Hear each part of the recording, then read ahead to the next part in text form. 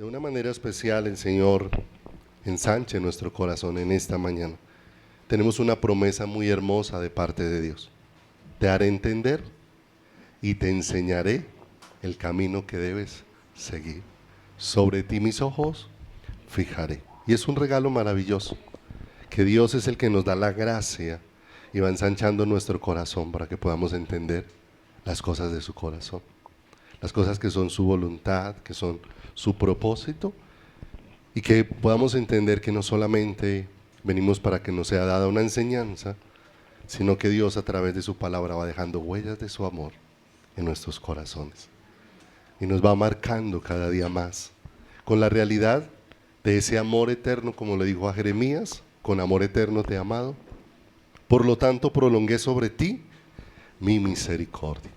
Estamos a puertas del regreso del Señor y, como dice la palabra de Dios, gocémonos y alegrémonos porque han llegado las bodas del Cordero y su esposa se ha preparado, y que lo que estamos viviendo como pueblo de Dios, en este caso este pequeño remanente, pero no somos los únicos. Dios tiene muchos lugares en esta ciudad y tiene muchas personas en esta nación y en el mundo entero, al que está en el que está obrando, porque Dios está preparando un pueblo para él, una iglesia limpia, pura, santa, sin mancha y sin arruga, que no olviden, no es la obra del hombre, es la obra de Dios, es hechura suya. Como en Génesis Adán fue hechura suya, en Cristo nosotros somos hechura suya, creados en Cristo Jesús para buenas obras, para manifestar todo lo que Dios preparó de antemano cuando pensó en crear al hombre. Y todo lo que Dios pensó es hacernos a ti y a mí a la gloriosa imagen de Jesucristo. Dios escogió el modelo más extraordinario para que tú y yo seamos un reflejo de él. Dice la escritura en Mateo capítulo 24, número 12, que lo hemos mirado en las últimas semanas del año anterior y continuamos en este año. ¿Qué debemos nosotros hacer a la espera del regreso del Señor? Perseverar. Mateo 24, 12 dice: y por haberse multiplicado el amor de muchos, por haberse multiplicado la maldad, el amor de muchos se enfriará. Mas el que persevere hasta el fin, este será salvo. Que aunque el amor de muchos se enfriará, no es el amor de todos. Que tal vez muchos en los postreros días se apagarán en su corazón por muchas cosas, pero gloria a Dios que está obrando para mantener nuestro corazón encendido en el fuego del primer amor. En el fuego donde el anhelo de nuestro corazón es Él. La razón de esta reunión es única y exclusivamente venir a encontrarnos con Él. ¿Sí? Cuando el corazón se enfría, entonces el corazón empieza a arder por otras cosas, ¿cierto? Empieza a anhelar otras cosas y es donde empieza a haber fuego extraño en el corazón, ¿cierto? Pero cuando Dios nos prende con el fuego del primer amor, venimos y Dios nos pone a todos en una misma dirección. Él hizo algo en el aposento alto y fue que todos estaban juntos, pero aparte de eso estaban unánimes. Dios despertó que hubiese un deseo particular en todos, ¿cierto? No el deseo de un hombre, el deseo del corazón de Dios sobre la vida de todos. Y Hechos 2:42 dice la palabra de Dios en que debemos perseverar. Dice la escritura que desde allá el Señor nos dejó instrucciones especiales donde dice que y perseveraban en la doctrina de los apóstoles, en la comunión unos con otros, en el partimiento del pan y en las oraciones, ¿cierto? Y que ese perseverar en la doctrina de los apóstoles es perseverar en el evangelio, y que necesariamente nosotros sí tenemos que conocer qué es el evangelio, ¿cierto? Porque el evangelio nos habla tanto del pasado como del presente y como del futuro. Nos habla de lo que Dios hizo, nos habla de lo que Dios está haciendo y nos habla de lo que Dios va a hacer. Nos habla de la salvación, nos habla de la santificación que Dios está haciendo y de la glorificación que nos espera. Habla de lo que Dios hizo para hacernos justos delante de Él, ¿cierto? Nos podemos presentar delante de su presencia porque Él nos rescató, Él nos perdonó, Él nos reconcilió con Él. Y ya lo hemos visto que no fue a cualquier precio, sino al precio de la gloriosa sangre del Señor Jesucristo, al precio de una sangre incomparable. Y que lo que estamos viviendo en el presente es una transformación. Que ser discípulos de Jesús es ser transformados a la imagen de Cristo. Y que hacer discípulos es ser instrumentos para ayudar a otros en ese proceso en el que Dios está conformando a cada uno a la imagen de Cristo. El anhelo no es que nadie se parezca al pastor, es que todos nos parezcamos a Cristo, que todos seamos como Él, que el olor que haya dentro de cada uno de nosotros, lo que nos caracteriza, es el olor de la vida, porque el quien huele a Cristo huele a vida, en Él estaba la vida, y era la luz de los hombres, dice la Escritura. Y respecto al futuro, ¿cierto? Lo que está próximo a suceder, que ya podamos disfrutar de una vida de gloriosa plenitud en su presencia, donde seremos librados ya de este cuerpo, seremos librados de esa vieja naturaleza completamente y estaremos allá delante de Él sin que nada nos impida poderle adorar, sin que nada nos impida poder conectar con Él de una manera muy especial, ¿cierto? De manera que Dios nos salvó, Dios nos está transformando, y ese Dios que nos está transformando, ese Dios que nos justificó en el pasado, que nos está transformando en el presente, nos va a llenar de su gloria en el futuro, de una manera especial. Va a hacer resplandecer su rostro de una manera que lo que el ser humano pueda imaginar se queda corto para poder expresar cómo vamos a ser vestidos de su gloria. De manera que no olvidemos, no todo el mundo entiende lo que es el Evangelio. Y voy a recordar las palabras con las que siempre inicio. El Evangelio no es para la prosperidad terrenal del hombre. Creemos que Dios es bueno, Dios añade, Dios da, Dios tiene cuidado. Dios nos ha dejado ver su mano en todas las áreas. Pero el Evangelio no es para la prosperidad terrenal del hombre. No es para que el hombre se haga un renombre. No es para que el hombre pueda cumplir sus sueños. No es para que el hombre se haga Dios, declarando y recibiendo en la doctrina de declara y reciba. No es para que el hombre alcance altas posiciones terrenales, no es para que el hombre tenga muchas posesiones a su nombre. Mis amados, la salvación es para que el hombre tenga una comunión íntima con su Creador, tenga una relación personal y directa con el único que puede traer completa plenitud a su corazón. Todos tenemos situaciones difíciles, todos pasamos diversas situaciones, sean económicas, sean familiares, sean de salud, ¿cierto? Cantidad de cosas que mientras estemos en este mundo, la Escritura dice, en el mundo tendréis ¿qué? Aflicción, muchas cosas que nos pueden afligir. Y en medio de todo eso, Dios jamás ofreció o prometió evitarnos pasar por aflicciones. Pero Dios sí prometió sostenernos y estar con nosotros en todas ellas y ser el que de una manera especial nos deja ver su gloria en medio de todas esas situaciones en las que nos vemos completamente incapaces. Tantas situaciones en las que no sabemos qué hacer, es donde podemos ver la gloria de Dios de una manera sobrenatural, dirigiendo nuestro caminar. De manera que la salvación no es que Dios resuelva mis problemas, la salvación es que Dios me libró de su justa ira, ¿cierto? Quien no se ha vuelto al Señor, quien no ha nacido de nuevo, dice la Escritura, está bajo la ira de Dios. La Escritura habla de hijos de ira, ¿cierto? Por causa de haber ofendido la santidad de ¿quién? La santidad de Dios. Salvación es que Dios me libró de su justa ira. Salvación es que Dios ha quitado la enemistad que en mi corazón había hacia Él. En mí no había el más mínimo deseo de buscar a Dios. No hay quien busque a Dios, no hay quien haga lo bueno, dice la Escritura. Y Dios empezó a arrancar eso de mi corazón, arrancar eso de mi vida. Salvación es que Dios me ha librado de una vana manera de vivir. Un corazón puesto en las cosas que perecen, en las cosas que no llenan el corazón. Salvación es que Dios me salvó de mí mismo. No olvidemos que el mayor enemigo del Evangelio No es el diablo, el mayor enemigo del evangelio es mi vieja naturaleza. Lo que más se opone. Salvación es que Dios mate mi carne.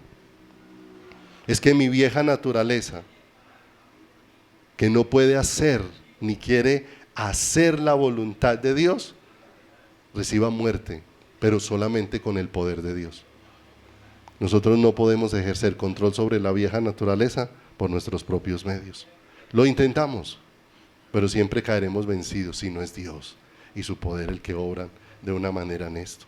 Salvación es que Dios me libró de mi rebelión, de la rebelión que había de mi corazón, de mi iniquidad, de mi pecado, de mi corazón perverso. Salvación no es que Él vino a darme cosas, salvación es que Él vino a darme de Él mismo. El regalo maravilloso de la salvación es Él, que Él vino a habitar en mí, que Él vino a habitar en mi corazón y en mi vida.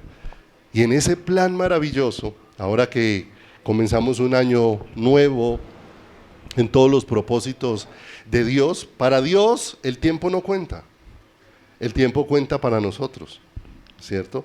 Y para nosotros las estaciones y los tiempos muchas veces nos sirven para detenernos y pensar cómo ha estado nuestro caminar, pensar cómo ha estado nuestra vida, pensar qué ha estado moviendo nuestro corazón, en qué dirección nos hemos estado moviendo. Pero es importante poder mirar cómo la palabra de Dios nos dirige, porque si hemos sido llamados a perseverar, necesitamos cada día tener claro en qué perseverar y poder tener claro tal vez dónde mi corazón ha estado yendo, en otra ¿qué? En otra dirección. Dios, de una manera especial, despertó un deseo en el corazón de dos hombres llamados Josué y Caleb. Y la escritura dice, si me acompañas allá en Números 14, 24, Números en el capítulo número 14, en el verso número 24, Dios despertó, mire lo hermoso, lo que Dios está despertando en su pueblo. Dios despertó en Josué y en Caleb y en sus corazones amar al Señor con todas sus fuerzas. Y no solamente ellos tuvieron ese privilegio. Hoy tomamos a ellos dos como ejemplo de lo que vamos a leer a continuación. Pero hay muchísimos testimonios en la palabra de hombres, mujeres, de ancianos, de jovencitos, que Dios tomó y prendió sus corazones y los enamoró y los cautivó de manera que estaban ardiendo de amor. ¿Por quién? Por el Señor. Dios hizo una obra maravillosa en sus corazones. Dice Números 14, 24, pero a mi siervo Caleb, por cuanto hubo en él otro espíritu y decidió ir en pos de ¿quién? Ay, mire lo hermoso. Todo lo que Dios obró llevó a Caleb a buscar ¿a quién? ¿Quién se volvió el anhelo? ¿Quién se volvió el tesoro? ¿Quién se volvió la búsqueda? ¿Quién se volvió el deseo del corazón de Caleb? Dios. Para venir en pos de ¿quién? De mí. Y dice el Señor, yo le meteré en la tierra donde entró y su descendencia la tendrá ¿en qué? En posesión. Mire lo hermoso. Estos hombres tuvieron una actitud diferente dentro de su corazón. Y una actitud muy diferente que los llevó a buscar ¿a quién? A Dios. Y nosotros vemos que fue sorprendente que en medio de una gran multitud que quería volverse a Egipto, una pequeña minoría quería confiar en Dios, quería seguir de la mano de Dios, quería buscar ¿a quién? Buscar a Dios. No se querían mover por las tendencias. Y aquí es donde hay algo muy importante para este tiempo, porque en este tiempo se escucha mucho la palabra tendencia, ¿cierto? ¿Qué es lo que es tendencia en redes sociales? ¿Qué es lo que es tendencia en Twitter? ¿O en qué es lo que es tendencia en cada una de todas estas cosas, ¿cierto? El asunto es que todo lo que es tendencia genera una moda. Y todo lo que es tendencia genera una inclinación. Todo lo que es tendencia genera un estilo de ¿qué? De vida. Y la iglesia no podemos ser un pueblo que seamos movidos por las tendencias. Cuando no hay identidad en el corazón, fácilmente somos movidos por muchas cosas dentro de nuestro caminar. Cuando no tenemos claro cuál es el diseño de Dios para nuestras vidas, no tenemos claro cuál es el diseño de Dios para nuestro corazón. Se define tendencia en un sentido general como un patrón social de comportamiento afectado por los elementos que conforman un determinado entorno durante un periodo de tiempo, y esta suele dejar una marca en un lapso de tiempo y en un determinado lugar. Genera una moda, unas costumbres, unos hábitos dentro de las vidas de las personas. Y vemos que esto ha llevado, me llamó la atención encontrar un artículo donde ahora se dice que estamos viviendo en la era líquida y que ahora se ha hablado de los millennials, se ha hablado de los centennials, pero ahora dice que es la generación líquida. Y la generación líquida o la era líquida tiene una particularidad y me llama mucho la atención, mucho de lo que definen con esto, que se los quiero compartir aquí como lo copié tal y como estaba, ¿sí? Porque esto, unido a las tendencias, genera un estilo de vida, tanto afuera, pero también tenemos que darnos cuenta que muchas veces se generan tendencias también dentro de la iglesia. Y las tendencias, no olvidemos que son generadas no por el mover del Espíritu de Dios, sino que hay muchas tendencias que son generadas por los deseos del corazón humano. Una cosa es el mover del Espíritu de Dios y otra cosa los deseos del corazón humano. Ciertamente el Espíritu de Dios se está moviendo en este tiempo, porque ciertamente así como las tinieblas cubrirán la tierra, también en este último tiempo habrá un avivamiento sobrenatural en la iglesia del Señor. ¿Qué? En la iglesia del Señor Jesucristo habrá un avivamiento muy especial. Pero mire cómo se define la generación líquida de este tiempo. Y la llaman líquida porque dice que ella en sí no tiene diseño ni forma, sino que todos los días cambia a la forma que le pongan. Aquí tengo un poco de agua en este vaso, ¿sí? Y este líquido toma la forma del recipiente que le pongan. Si yo paso este líquido a un recipiente cuadrado, toma la forma del cuadrado. Si lo paso a un recipiente de cubitos de hielo, toma la forma de todos los cubitos de ¿qué? De hielo. O sea, que no tiene una forma clara, sino que de acuerdo a donde lo pongan va tomando la forma, se acomoda, ¿cierto? Se acomoda.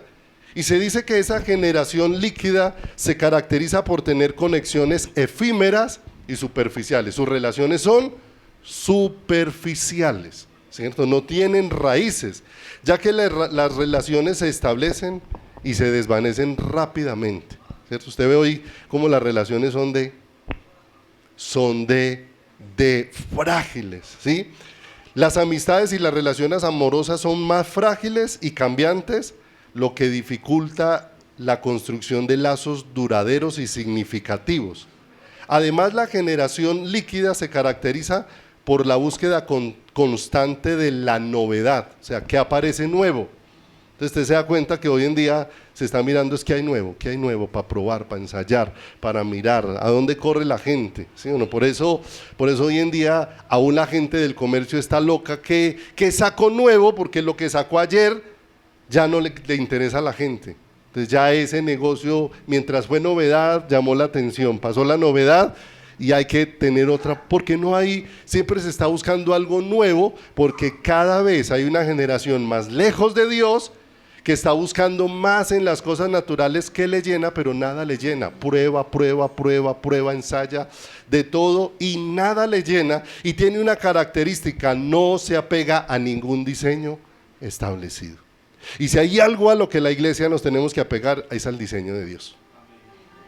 Pero apegarnos con todo el corazón al diseño de Dios, a tal punto que usted mira, la familia es diseño de Dios.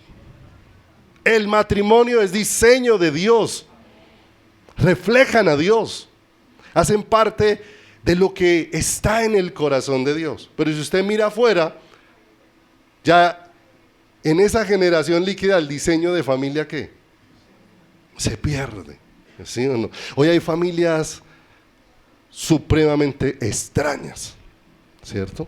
Y supremamente raras. Uno escucha muchas historias de familias, dos esposos, que es que ellos son dos y viven juntos. Y en tiempos de familia cada uno está por su lado, ¿cierto? Hoy en día el mayor sueño de la mayor parte de los jóvenes es no tener hijos.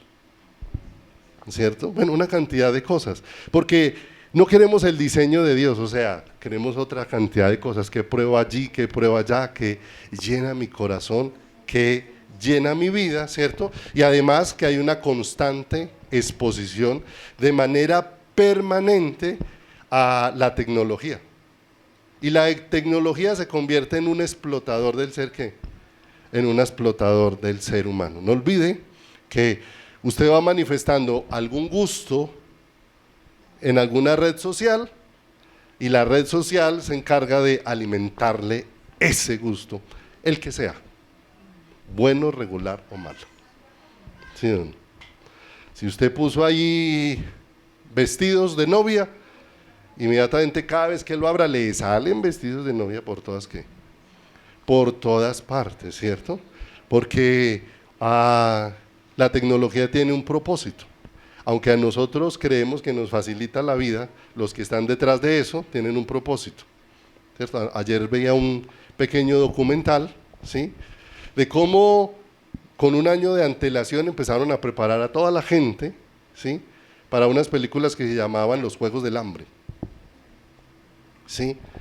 Y cómo desde antes empiezan a inundar a la gente y ponen a los muchachos a ellos mismos a hacer publicidad gratis con eso para ganar likes y todo ese tipo de cosas, ¿sí? Pero explicaban, la gente cree que está haciendo lo que quieren y no, ellos están haciendo lo que nosotros queremos y están yendo a donde nosotros lo queremos llevar y están pensando lo que nosotros queremos que piensen. Y cuando el ser humano cree que tiene la mayor libertad es cuando más cautivo está cayendo dentro de ¿qué? Dentro de su caminar y dentro de su tránsito sobre esta tierra. De manera que esa generación líquida no tiene raíces, no tiene compromiso, no se arraiga con nada. Y es un asunto en el que no podemos entrar a la iglesia. Eso está pasando allá afuera. Pero ¿qué está pasando dentro de la iglesia? Dentro de la iglesia también vienen como oleadas de cosas, ¿cierto? Que necesitamos entender que no podemos entrar en modas dentro de la iglesia, sino que tenemos que tener arraigos en el diseño de ¿quién? En el diseño de Dios. Y no estamos hablando de cosas religiosas, estamos hablando de que necesariamente vayas y le preguntes a ¿quién? Al Señor, porque hoy en día queremos vivir un cristianismo conforme a nuestro ¿qué? A nuestro parecer. Y en medio de esas modas o de todo eso que viene dentro de la iglesia se genera hoy un cristianismo superficial. Hoy hay una tendencia a un cristianismo ¿qué? Superficial, ¿cierto? La iglesia cree saber mucho y a veces no sabe nada, ¿cierto? A veces tiene mucha información, pero no entiende nada de toda la información de toda la información que tiene. Porque a veces creemos que relación con Dios es escuchar un mundo de prédicas. Yo me escuché como 10 prédicas hoy, entonces yo creo que es que tengo una relación íntima con el Señor, ¿cierto? Y el asunto es que después de haber escuchado todo eso, tienes una revoltura en su cabeza, ¿cierto? Porque a veces no tenemos sabiduría y escuchamos de aquí, de allí, de allí, el de aquí dice una cosa, el de allí se opone a lo que le escuché al de allí, y ya después no sé ni dónde estoy, ¿qué? Ya no sé ni dónde estoy parado cuando tengo la fuente primaria, ¿dónde? Aquí, ¿cierto? Alguna vez hicimos un ejercicio en una reunión de servidores, y es que pusimos una frase, y cada vez que alguien llegaba tenía que leer la frase, la volteábamos y él la escribía. El siguiente que llegó leyó la frase que al otro había copiado, y ya cuando leímos la última frase que se había copiado tantas veces, o sea, cuando uno repetía el mensaje que escuchó del otro, y el otro del otro, y el otro del otro, ya el mensaje llegaba tan diluido, ¿sí o no?, que la única forma de poder tener el mensaje claro era volver al mensaje original. ¿Sí o no? Es la única forma. Y para eso Dios nos ha dejado su palabra, y nosotros tenemos el privilegio de que hoy contamos con la palabra completa en versiones en nuestros idiomas, ¿cierto? Y no solamente eso, sino que tenemos el Espíritu de Dios, que es el mejor maestro que nosotros podemos tener. Por eso no nos podemos conformar simplemente a escuchar sino que tenemos una responsabilidad. Por allá la escritura dice en Jeremías 5 que los profetas profetizaron mentira, los sacerdotes ministraron por su mano, pero mi pueblo así lo quiso, dice la escritura. De manera que habla de la responsabilidad del pueblo, ¿cierto? Que no solamente es que alguien dirija mal, sino que es que la responsabilidad suya no es allá sentarse a decirle amén a todo lo que escuche. La responsabilidad suya es escuchar y después ir y preguntarle al Señor.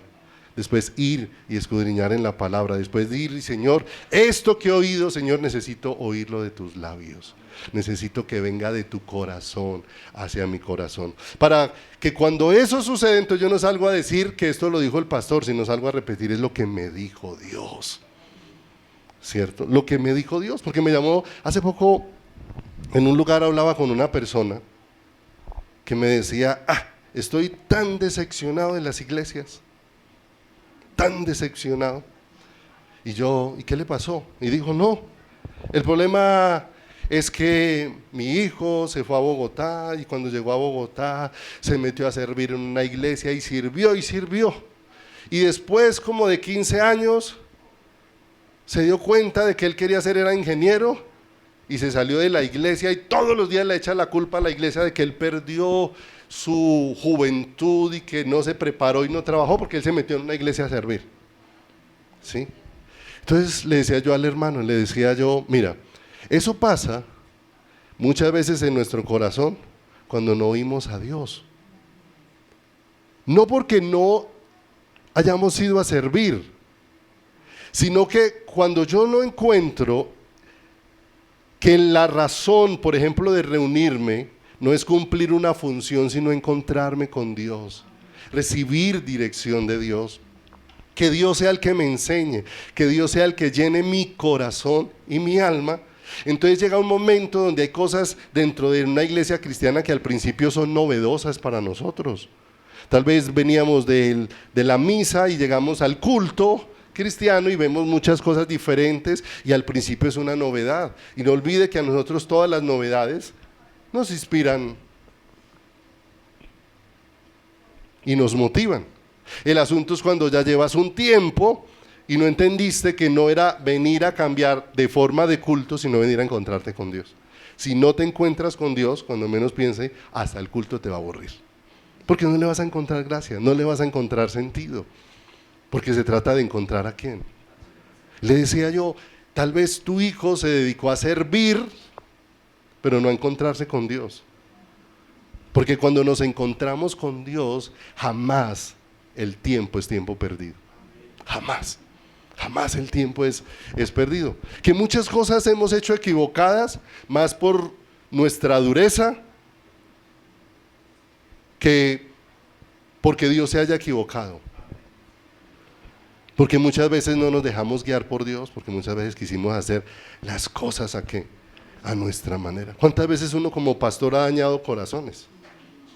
De muchas personitas. Y ha dañado corazones por una razón, porque no quiso hacer las cosas a la manera de Dios.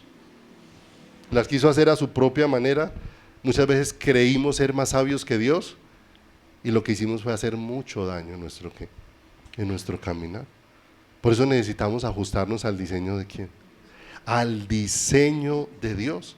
Porque hoy hay una tendencia de vivir un cristianismo ¿qué?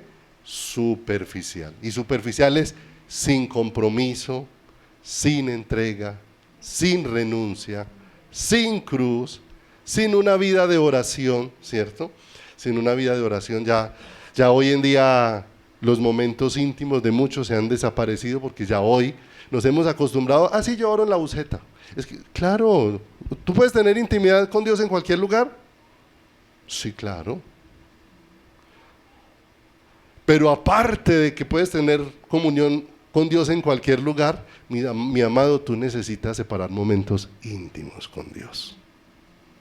Necesitas separar momentos íntimos con el Señor, de una manera especial. Porque cuando no separamos esos momentos íntimos con Dios, ¿sí? Estamos ahí viviendo tal vez en el mismo lugar, pero alejados los unos de los otros. Nosotros hemos compartido muchas veces que aún hay matrimonios cristianos que viven juntos, viven en la misma casa, ¿sí? Pero hace tiempo cada uno está por su propio ¿qué? por su propio lado, ¿cierto? Hace tiempo dejaron de estar unidos, ¿corazón a quién? Corazón a corazón, ¿cierto? Alguna vez les compartí, conocíamos una pareja que en la calle se veían como una pareja excepcional, pero apenas entraban en su casa, el señor vivía en el patio y la señora vivía en un cuarto dentro de la casa. Dentro de la casa no se hablaban, dentro de la casa no comían juntos, dentro de la casa no compartían, pero apenas salían de la casa, a imagen de todos tenían una ¿qué? Una excelente relación, ¿sí o no? Y la verdad era que lo único que había era pura ¿qué? Pura apariencia. Y eso no es lo que Dios desea, porque muchas veces hoy la vida cristiana para muchos se ha vuelto la moda vivir una apariencia como cristiano. Que el tener lenguaje cristiano, decir palabras bíblicas, no nos hace cristianos. No nos hace cristianos. Nos hace cristianos una relación personal con quién.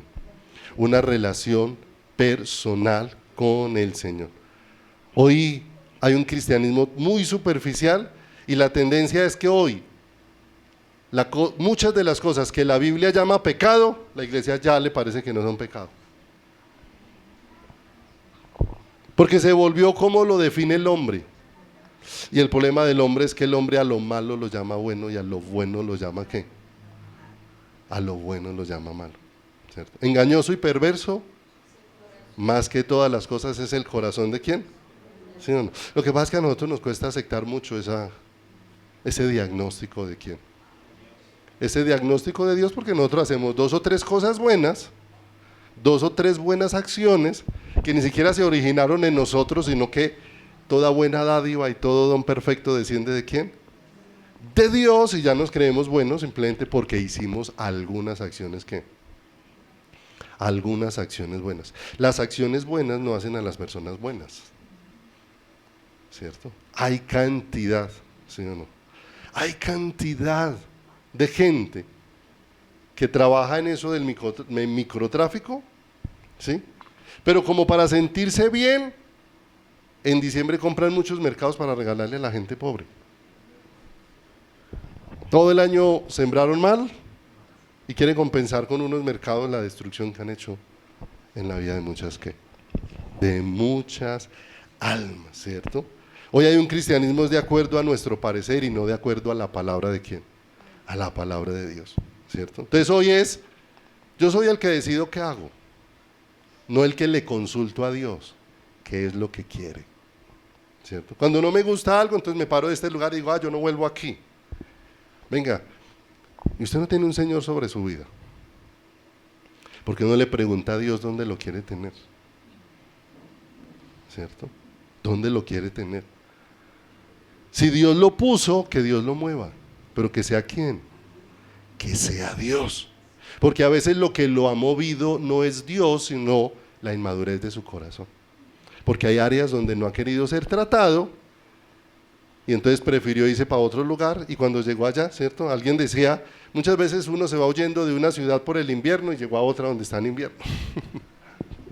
¿Sí o no? Se va yendo de un lugar para escapar de algo, para llegar a otro lugar a recibir lo mismo, porque donde quiera que estés, el que tiene la mirada puesta sobre tu vida es ¿quién? Sobre tu vida es Dios, y va a tratar con tu corazón, y va a tratar con el mío para ensancharlo y hacerlo conforme a la voluntad de ¿quién? Conforme a la voluntad de Dios. De manera que no podemos seguir las tendencias. Hoy hay una tendencia a no reunirse, hay una tendencia a no congregarse. Listo, vaya, pregúntele al Señor. No decida, pregúntele a Dios, consulte a Dios, que Dios sea el que dirija ¿qué? El que dirija su vida. Y con eso no estoy aquí parándome como juez para señalar a ninguno, en ninguna manera, ni tampoco para que vayamos a señalar a nadie, en ninguna manera. Esto es para que nosotros podamos mirar nuestra vida a la luz de qué nos estamos moviendo, a la luz de los deseos de nuestro corazón o a la luz de lo que Dios nos va revelando de su voluntad y de sus propósitos para cada uno de nuestras vidas. Josué y Caleb en el desierto tenían un deseo por Dios.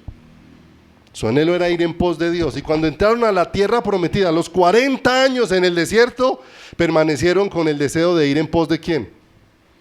Y cuando entraron a la tierra prometida, permanecieron con el deseo de ir en pos de ¿quién? En pos de Dios.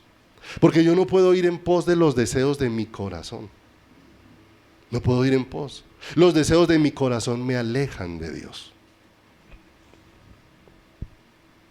Aunque parezcan buenas. Hay cosas buenas que nos alejan de Dios.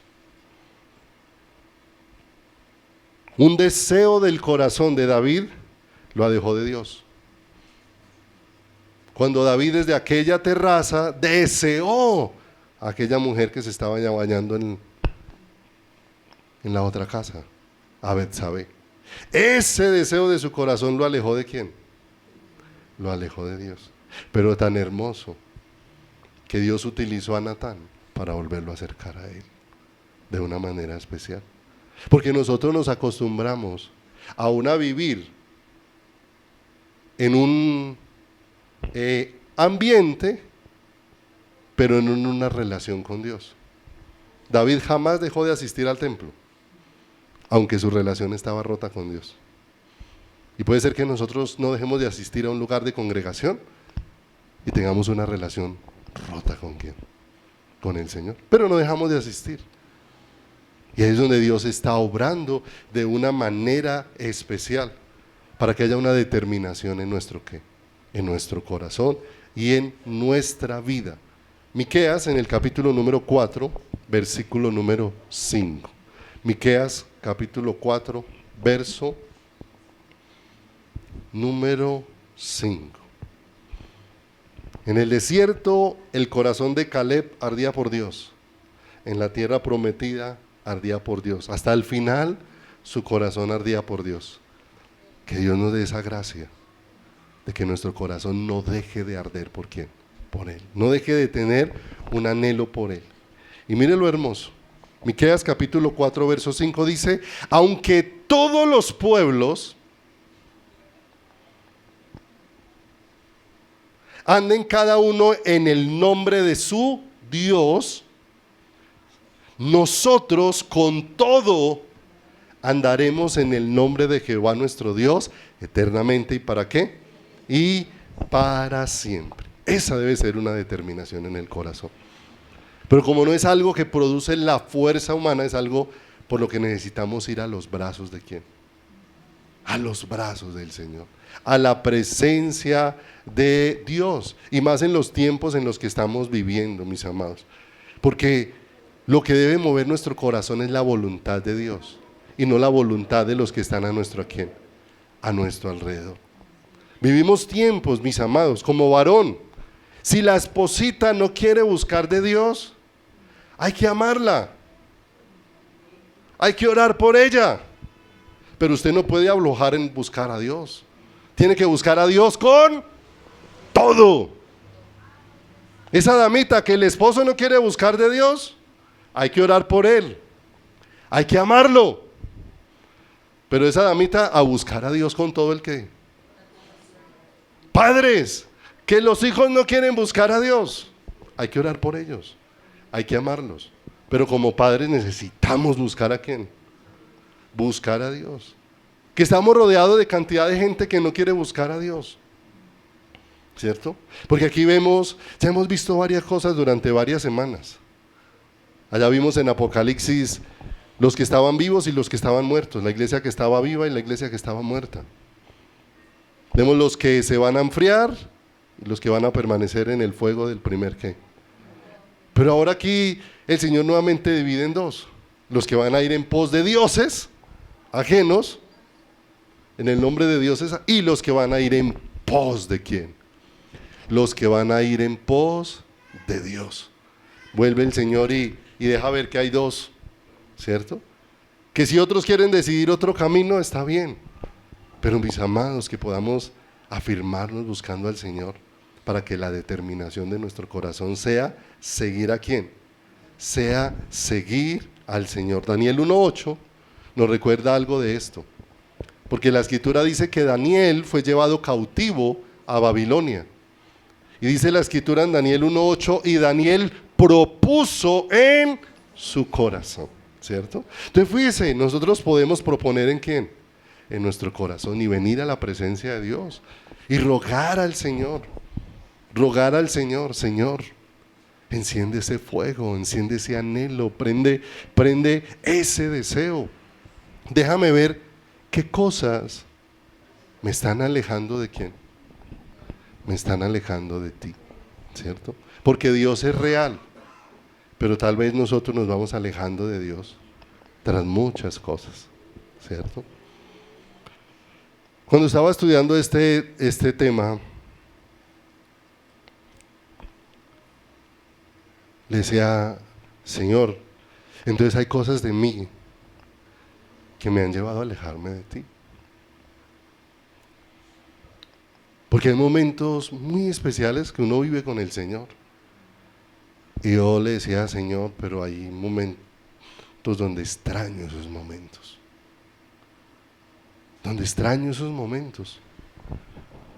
Algún día, hace años, estaba en la oficina y estaba ahí, Dios puso un anhelo en mi corazón y mientras estaba con ese anhelo, esto lo compartí algún tiempo atrás y ya les voy a decir por qué se los comparto, y de pronto en esa oficina cerrada apareció una mariposa muy hermosa. Yo me paré a tratar de sacarla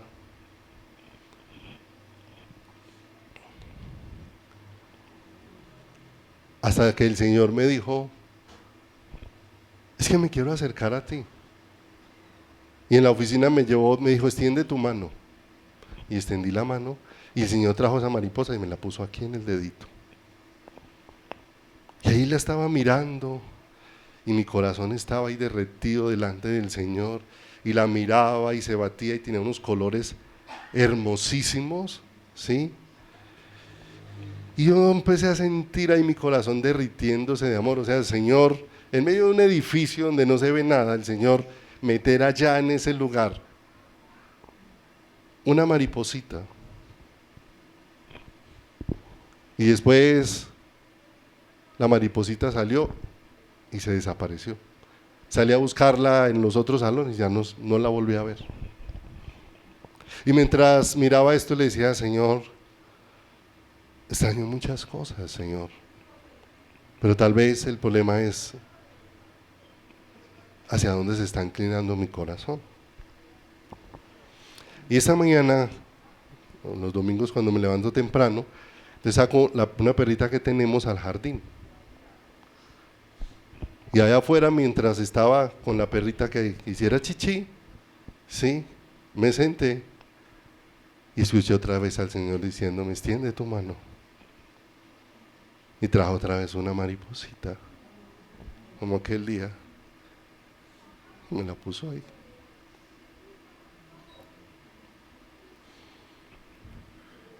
Y me recordó, son los deseos de tu corazón los que te alejan de mí. Y empieza el Señor nuevamente a recordarnos es que la salvación se trata de una relación profunda con Él, donde Él va despertando este corazón. Aquí Daniel propuso en su corazón. Y yo creo que en medio de los tiempos en los que estamos viviendo hay cosas que tenemos que disponer en nuestro corazón, que Dios nos va a ayudar, que Dios nos va a dar sabiduría. Pero cuántas cosas pueden estar consumiendo nuestro tiempo y cuántas cosas nos pueden estar llevando a comportarnos de una manera que superficial con el Señor. Miqueas capítulo número 6, verso 6.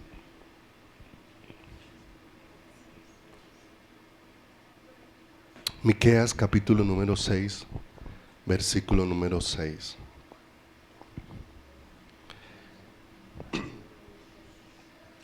¿Con qué me presentaré ante Jehová y adoraré al Dios Altísimo? Me presentaré ante Él con holocaustos, con becerros de un año. ¿Se agradará Jehová de millares de carneros o de 10,000 arroyos de aceite? ¿Daré mi primogénito por mi rebelión, el fruto de mis entrañas por el pecado de mi alma? Oh hombre, Él te ha declarado lo que es bueno, ¿Y qué pide Jehová de ti? Solamente hacer justicia, amar misericordia y humillarte ante ¿quién? Ante tu Dios. Y si uno mira, el Señor viene a través del profeta llamando a su pueblo y le está diciendo: ¿por qué te has alejado de mí? ¿Por qué te has alejado de mí? Y entonces el pueblo está examinando y dice: pero ¿cómo nos hemos alejado? Si hemos hecho todo lo que has dicho. Si presentamos sacrificios, presentamos los sacrificios que nos has dicho. Si traemos las ofrendas que nos has dicho. Pero el Señor, en medio de todo esto, les está diciendo: pero es que aunque yo les di cosas que eran figura, yo lo que quiero que me traigan no son cosas, yo lo que quiero que me traigan es su corazón. Porque yo puedo traer una ofrenda en dinero y no traer mi corazón. Yo conozco cantidad de gente que manda ofrendas a las iglesias, simplemente porque ellos tienen el concepto de que si yo ofrendo se me multiplica, entonces eso funciona. Entonces usted que va a tal iglesia, hágame el favor, lleve esa ofrenda y deposítela allá. Entonces ellos no están pensando en darle su corazón a Dios, están pensando es mandarle algo material a Dios y que Dios se los multiplique. Y ellos están haciendo aquí en Miqueas la misma pregunta: Señor, ¿con qué me presentaré delante de Dios? ¿Con qué me presentaré? ¿Cierto? Y empiezan a hacer una lista de cosas. ¿Me presentaré derramando más sangre? Es más, llegan a un asunto donde dice, mire que ellos aún pierden de vista lo que Dios está pidiendo y empiezan a mirar las naciones de alrededor. Los que adoraban a Moloch, los que adoraban a las naciones vecinas, ¿qué hacían? Sacrificaban niños. Y ahora ellos miran como ese modelo y piensan: entonces sacrificaré a mi primogénito, a mi hijo, para cubrir entonces la maldad de mi pecado y presentarme delante de Dios. Ellos están pensando en que Dios les está pidiendo ¿qué? Cosas. Y no se trata de eso, mis amados. Se trata de darle nuestro corazón. Alguien dijo que el mejor regalo que siempre podemos dar es darnos a nosotros mismos. Es el mejor regalo que nosotros podemos que podemos dar. De manera que Dios no le había ofrecido al pueblo formalidades simplemente externas. Dios les había ofrecido era una relación con ¿quién? Una relación con Él. Y es todo lo que Dios ha traído a través de ¿qué?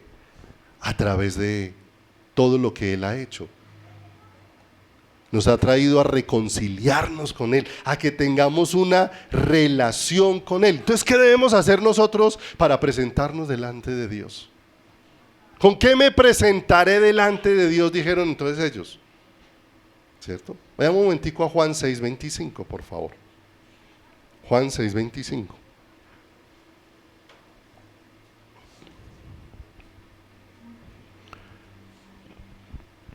Porque nosotros muchas veces seguimos insistiendo en que lo que nos aprueba delante de Dios son las obras nuestras y no la gracia de ¿quién? Y no la gracia de Él. Y dice acá, cuando pasó la multiplicación de los panes y los peces, la gente tuvo un gran anhelo de buscar a Jesús. Y cuando le hallaron, dice el verso 25, 6:25 de Juan, y hallándole al otro lado del mar le dijeron: Rabí, ¿cuándo llegaste acá? Tenían un gran anhelo. ¿Pero qué los motivó a buscar a Jesús? ¿Vieron en Jesús al Mesías? ¿O vieron en Jesús un muy buen mercado para la casa? ¿Qué dice ahí la escritura? Verso 26, respondió Jesús y les dijo: de cierto os digo que me buscáis, no porque habéis visto las señales, sino porque comisteis el pan y os saciasteis. ¿Cierto? Entonces, ¿qué vinieron buscando al otro día? ¿A Jesús o más pan? ¿Cierto? Más pan. Si tú vienes a la iglesia es para buscar mercado, cuando tu alacena está llena, no vuelves. Ya tu necesidad está suplida. Si tú vienes a la iglesia buscando sanidad, cuando estés aliviado no vuelves. Ya está suplido, ¿cierto? Por eso a la iglesia venimos a buscar salvación. Porque es algo que no termina. Algo que no deja de ¿qué? De ser. Que con la salvación Dios trae provisión. Que con la salvación Dios trae sanidad. Tenemos la misma necesidad de Dios con abundancia o con escasez. La misma necesidad de Dios con salud o sin ella. La misma necesidad de Dios con trabajo o sin qué. Cuando entendemos la salvación, entonces si estoy trabajando, busco de Dios. Y si no estoy trabajando, busco de quién. Busco de Dios. Si estoy sano, busco de Dios. Y si mi salud decae, ¿qué hago? Sigo buscando de quién. De Dios. Dice el verso 27, le dice el Señor a ellos, trabajad no por la comida que, o sea, ustedes se movieron, se montaron en barcas y llegaron al otro lado simplemente para conseguir alimento. Venga, ¿por qué no hacen ese mismo esfuerzo para buscarme a mí? Ese mismo esfuerzo para buscarme a mí. Trabajen no por la comida que perece, sino por la comida que a vida eterna permanece, la cual el Hijo del Hombre os dará, porque a este señaló Dios él. Verso 28, entonces le dijeron, ¿qué debemos hacer para poner en práctica las obras de quién? Las obras de Dios. Y miren la respuesta de Jesús, verso 29. Respondió Jesús y les dijo, esta es la obra de Dios, que creáis en el que Él ha enviado. Se lo voy a leer en la Nueva Traducción del Viviente estos dos últimos versículos, el 28 y 29 dice, nosotros también queremos realizar las obras de Dios. ¿Qué querían hacer ellos? Multiplicar panes y peces, ¿cierto? Pero mire lo que le respondió el Señor. Verso 29 en la Nueva Traducción del Viviente dice, Jesús les dijo, la única obra que Dios quiere que hagan es que crean en quien Él ha enviado, ¿cierto? Esa es la única obra nuestra. El resto, todo lo hace ¿quién? El Señor. Nuestra responsabilidad es ¿qué? Es creer, ¿cierto? Porque Dios no está demandando que derramemos sangre. Él presentó el sacrificio, ¿cierto? Él fue el que hizo el sacrificio que trajo total satisfacción a las demandas de la justicia de ¿quién? De Él. De manera que Dios no estaba demandando que derramaran sangre, sino que entendieran cómo esa sangre derramada hacía posible que ellos tuvieran una profunda relación ¿con quién? Con el Señor. ¿Con qué me presentaré delante del Señor? Y después dice, y adoraré. Y esta es la parte esencial que necesitamos entender en nuestro corazón. Y adoraré, ¿cierto? Y adoraré. ¿Qué espera Dios que seamos verdaderamente? Adoradores, ¿cierto? ¿Qué es lo que el Padre está buscando? Por ahí en Juan 4, donde le habló a la samaritana, ¿cierto? Cuando ella le preguntó dónde debemos adorar, en este monte o en Jerusalén, la respuesta fue, el Padre está buscando adoradores verdaderos en espíritu y en ¿qué? Y en verdad, ¿cierto? De manera que el Señor no está buscando excelentes apóstoles, excelentes profetas, excelentes evangelistas, excelentes pastores, predicadores de su palabra que fluyan de una manera tremenda, gente diestra en la música y capacitada en toda clase de capacidades y técnicas. No, lo que el Padre está buscando es adoradores. Está buscando adoradores, ¿sí? ¿Y qué es un adorador? O sea, mirarlo. Para que una persona pueda ser un adorador, esa persona necesita estar en la presencia de Dios. ¿Y qué es la adoración? Es la respuesta que se da en el corazón del ser humano frente a la manifestación de la presencia de Dios. Eso es adoración. La respuesta que se da en el corazón humano frente a la manifestación de la presencia ¿de quién? De Dios. De manera, mis amados, que escuche con mucha atención esto, para que lo tenga claro. La adoración no es la respuesta a un milagro. Un milagro no produce adoración, produce alegría, produce admiración, produce asombro, pero no produce, ¿qué es lo único que produce adoración? La manifestación de su presencia. ¿Sí?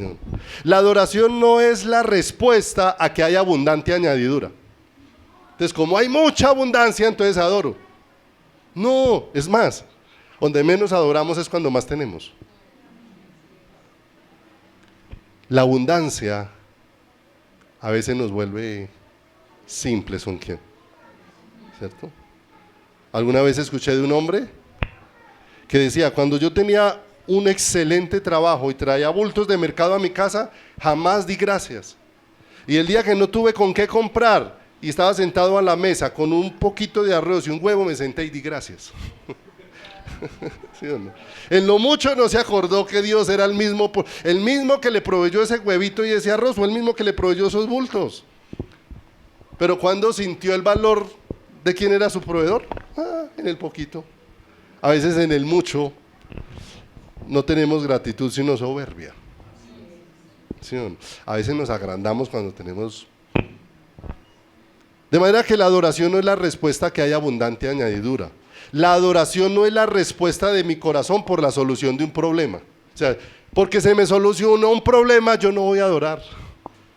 Porque la adoración es la respuesta a la manifestación de su única y exclusivamente.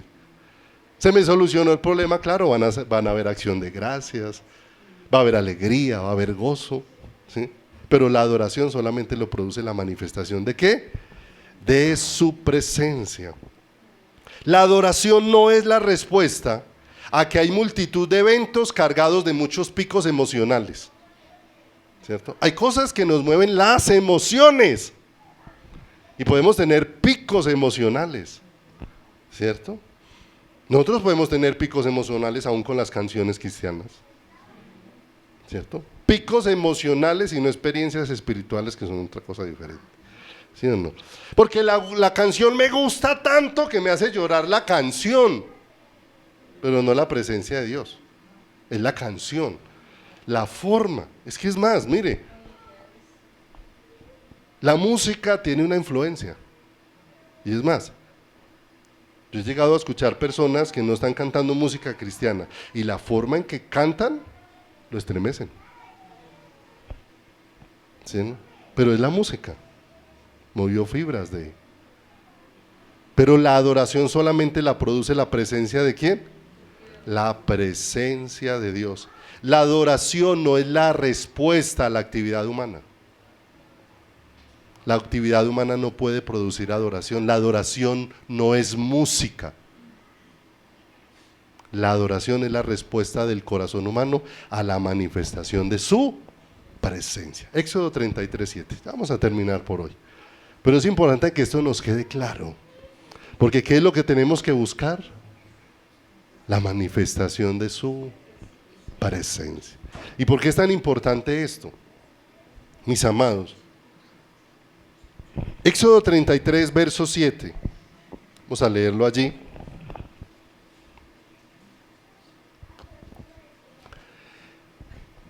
Dice, y Moisés tomó el 37:10. Éxodo 33:7.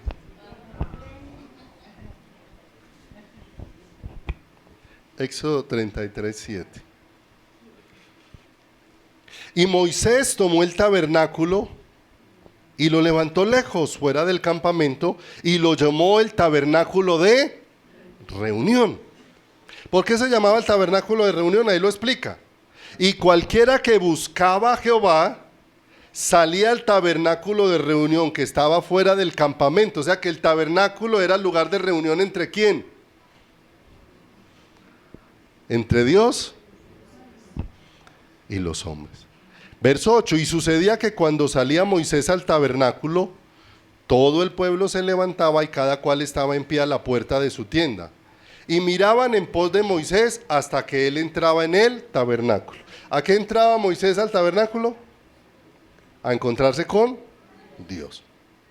Cuando Moisés entraba en el tabernáculo, la columna de nube descendía y se ponía a la puerta del tabernáculo y Jehová hablaba con Moisés. ¿Sí o no? ¿Qué se hizo visible? La presencia de Dios. Verso 10.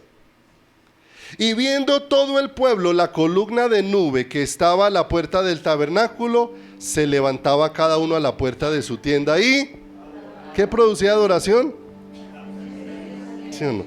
¿Por qué cuando hubo maná no adoraron? ¿Por qué cuando la roca brotó agua no adoraron? Se abrió el mar y pasaron por medio de él en seco y no adoraron. Hubo milagros extraordinarios, pero es su presencia la única que puede producir ¿qué? ¿Con qué me presentaré y adoraré? ¿Cierto? Lo único que produce adoración es eso. Éxodo, pase ahí más adelantico a Éxodo 34, verso 5.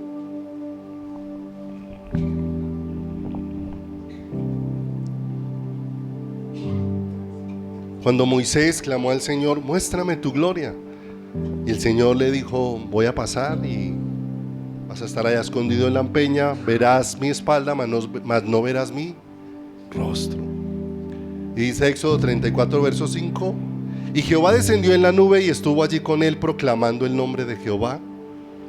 Y pasando Jehová por delante de él proclamó, Jehová, Jehová fuerte, misericordioso y piadoso, tardo para la ira y grande en misericordia y verdad, que guarda misericordia a millares, que perdona la iniquidad, la rebelión y el pecado, y que de ningún modo tendrá por inocente al malvado, que visita la iniquidad de los padres sobre los hijos y sobre los hijos de los hijos hasta la tercera y cuarta ¿qué? Generación. Y ahí está Jesús expresando todo lo que es el carácter del Padre. Y cuando ese carácter del Padre está siendo revelado, dice el verso 8, entonces Moisés, apresurándose, bajó la cabeza hacia el suelo y adoró. ¿Cierto? La adoración es la respuesta del corazón humano ante la presencia de ¿quién? Ante la presencia de Dios. ¿Ante quién es? ¿Ante quién es Él?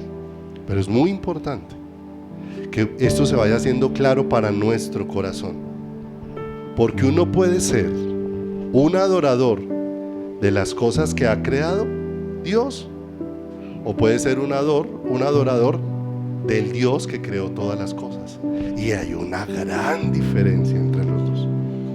Puede ser un adorador de las cosas que Dios creó, o un adorador del Dios que creó todas las cosas, y hay una gran diferencia entre ¿quién? Entre las dos. Porque cuando tú adoras al Dios que creó todas las cosas, la presencia de Dios te santifica. La presencia de Dios te dirige a caminar en rectitud. Pero cuando tú adoras las cosas creadas por Dios, esa adoración corrompe tu corazón. ¿Se da cuenta de la diferencia? Por eso el Señor puso un orden. El que ama más a su padre, a su madre, a su esposa, a sus hijos y a su propia vida que a mí, no es digno de ¿quién?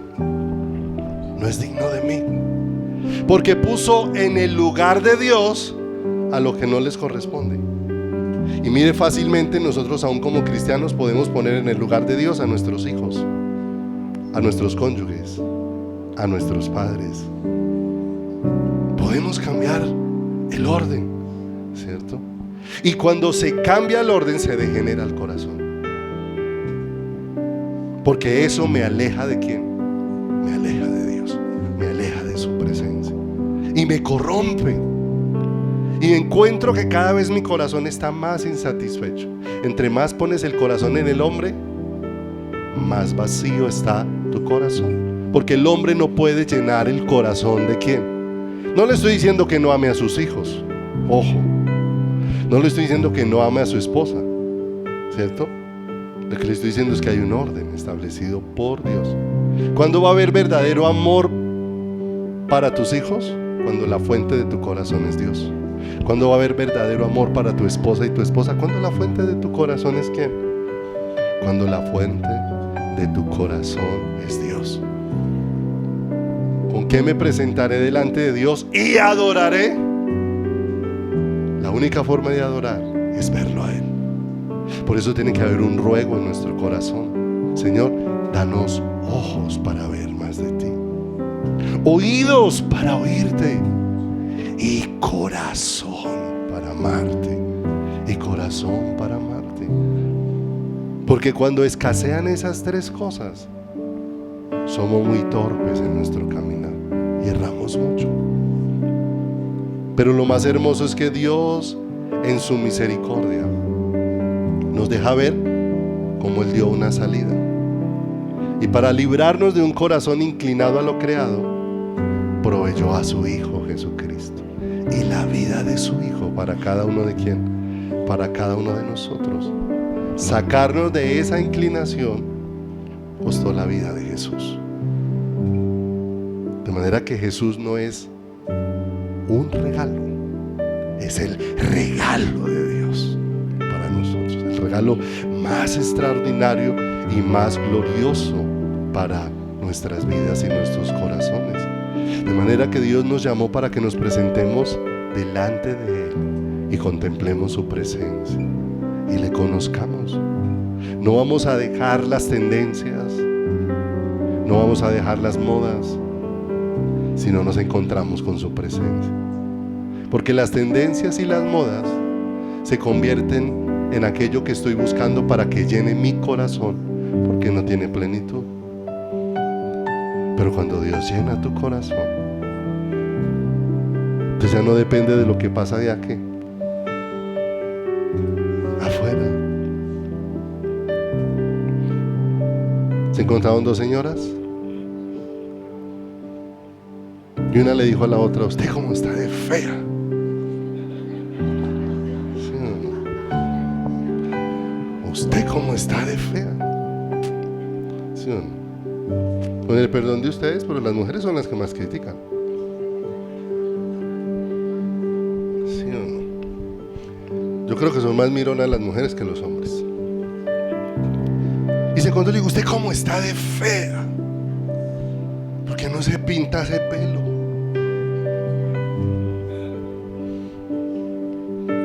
Y le empezó a decir un poco de cosas. Y la otra tenía así su pelo todo blanquito y todas sus canitas, y con una sonrisa le dice: ¿pero para qué si él ya me dijo que estoy bien así?